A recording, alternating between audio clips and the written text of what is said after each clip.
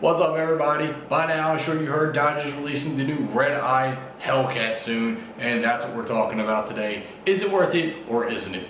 Let's get started. Alright guys, this new red-eye Hellcat looks mean. Now, how much meaner? Well, they took a little red marker and colored in the eye on the Hellcat. Not that big a deal. They have a little bit of interior changes, kind of the same thing, with the center dash display with the cat in the center between the gauges, and it really looks good. I really do like the looks of the Hellcat, whether it's the red eye or just your base model Hellcat. And I don't really understand base model when you talk Hellcat. That's just badassery no matter how you look at it. But the interior is really nice. It's kind of unchanged from last year, which is good because they had a really nice interior. The outside gets those dual snorkel scoops on the hood, which is pretty cool. It's reminiscent of the old Dodge Demon of the 70s.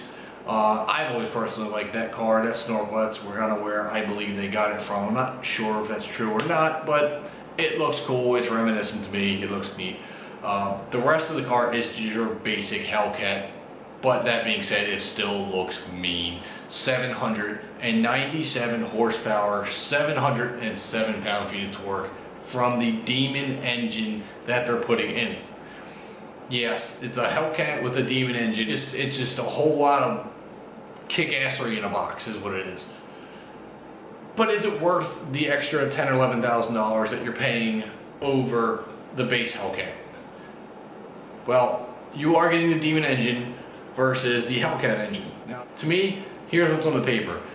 Dodge is claiming the Hellcat wide body, not the red eye, just the Hellcat wide body, is going to run about an 11.1 to 11 flat in the quarter mile at 125 miles an hour. That is really fast. Now, they're claiming the red eye is going to do it in 10.8 to 10.9 at 131. That's only like 0.2 of a difference at best. But the significant difference is going to be the mile per hour. 125 to 131 is a pretty substantial difference. But with such short ET differences, that just tells me there's a lot of loss of traction coming from the red eye. Now, yeah, the easy solution is slap a set of drag radials on it, you're good to go. And yes, that probably will do it. But for $11,000, I don't see the big benefit. You're not getting the trans brake from the Demon. You're not getting all those drag race settings that the Demon came with. All you're getting is the engine, which has actually been detuned.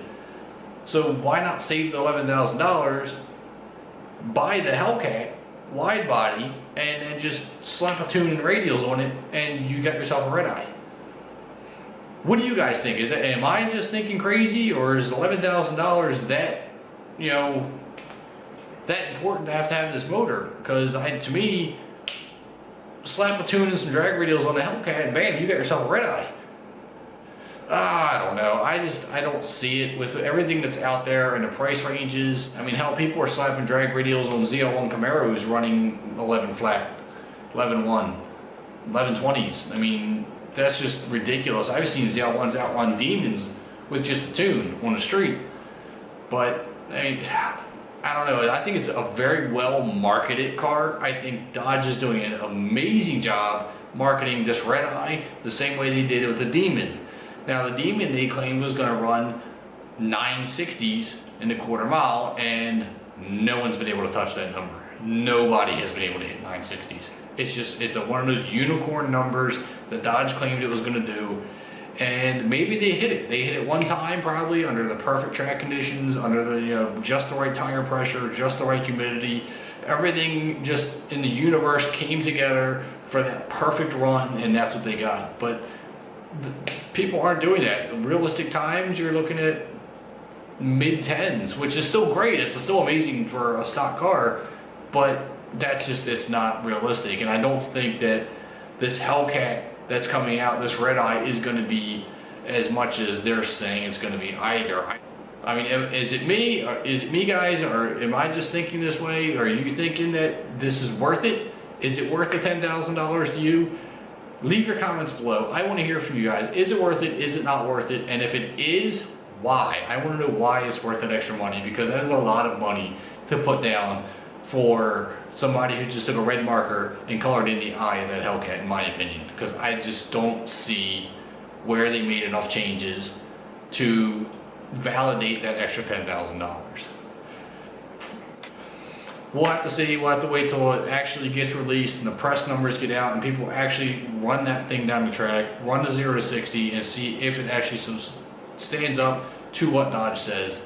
Until then, we're just all just have to wait and wonder, and hopefully within the next week or two, maybe 3 at the most, I can get my hands on a Hellcat and drive it for you and let you know what I think of that, because that is one car I have not been able to drive.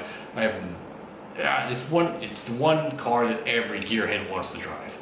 But we're gonna see. I'm trying to pull some strings. If it works out, great. If it doesn't, well, that's just my unicorn. I'm gonna have to chase it for a while and see what happens. Till then, guys, thanks for tuning in. Leave your comments, subscribe, stay tuned for the next videos. Catch you next time.